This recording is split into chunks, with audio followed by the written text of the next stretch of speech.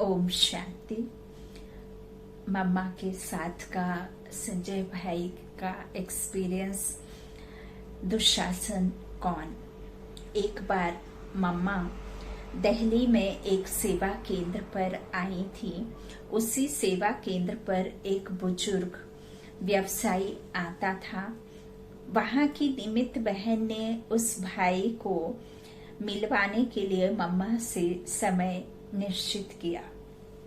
उस व्यवसायी की पत्नी इस विद्यालय में आती थी और यहाँ की शिक्षाओं को जीवन में धारण करना चाहती थी, परंतु वह भाई उसकी धारणाओं में बहुत विघ्न डालता था। रोज घर में झगड़ा होता था। निमित्त बहन ने उससे बहुत समझाया, पर वह समझ ही नहीं पा रहा था।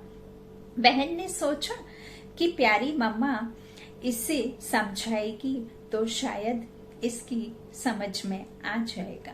इसलिए मम्मा को सारी बात से अवगत करा के उस भाई को माँ के सामने बिठा दिया। मम्मा बहुत मधुर थी। प्यारी मम्मा ने योग युक्त वात्सल्यमयी दृष्टि से उसे निहारते हुए कहना शुरू किया, यह अंतिम जन्म है।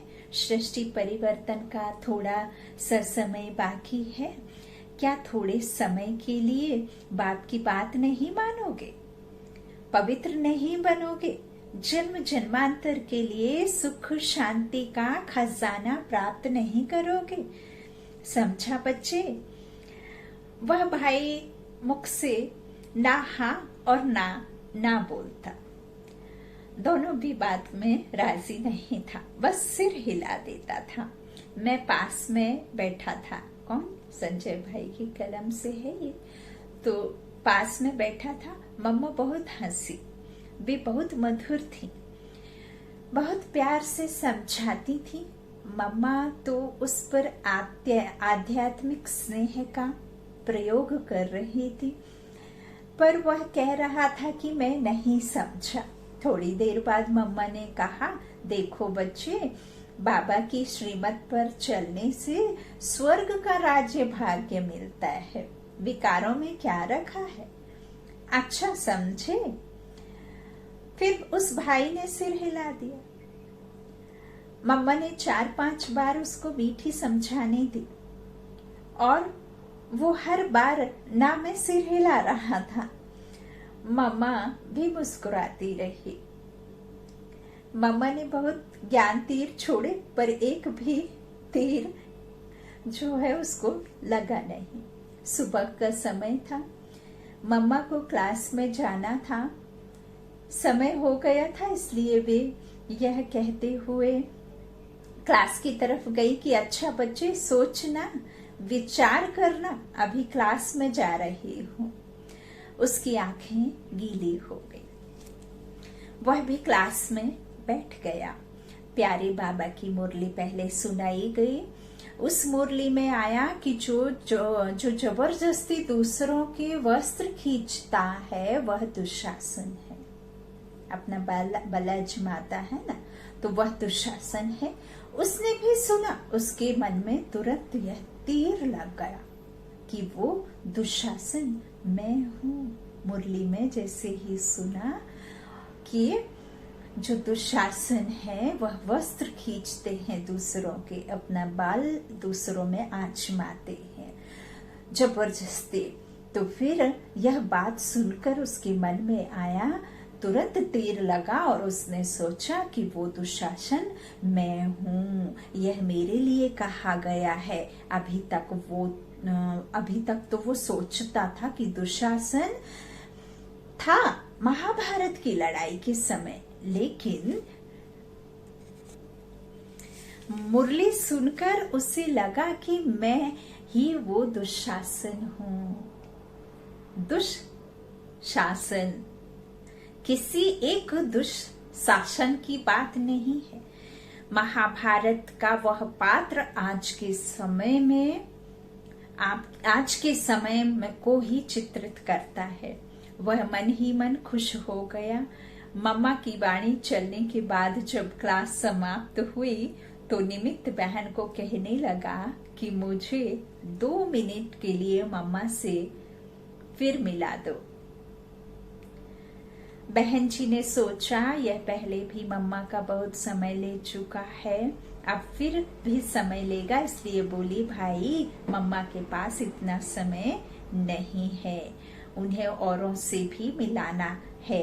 वह कहने लगा नहीं, मैं 2 मिनट की जगह 3 मिनट नहीं लूंगा, बस मुझे मिला दो, बस खड़े खड़े मिला दो।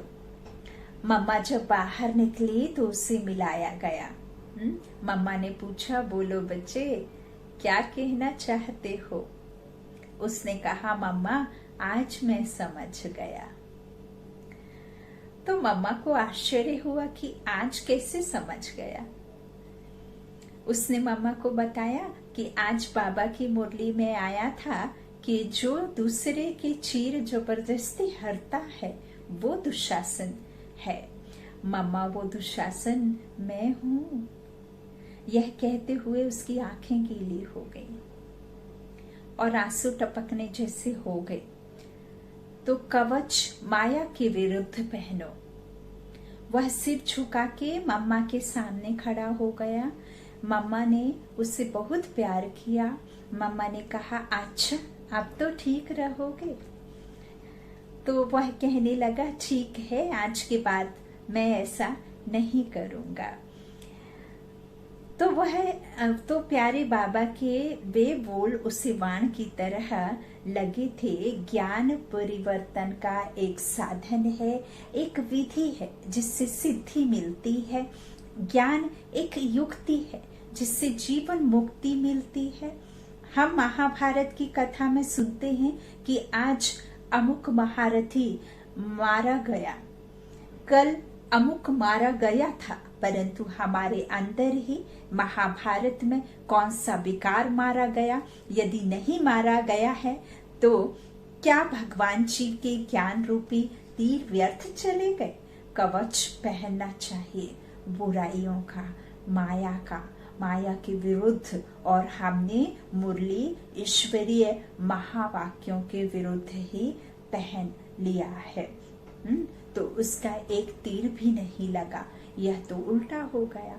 कवच माया के विरुद्ध पहनो और बाबा की मुरली का तीर तो ऐसी गहराइयों में लगना चाहिए कि मन बुद्धि संस्कारों में छुपा हुआ गुप्त शत्रु जिसका हमें भी ज्ञान नहीं था मारा जाए और लगे कि आज तो मैं हल्का हो गया। बहुत ही प्यारी ये संजय भाई की कलम से मम्मा के साथ का एक्सपीरियंस था। आप भी ऐसे ही मुरलियों के तीर अपने में लगाते रहिए। ओम शांति।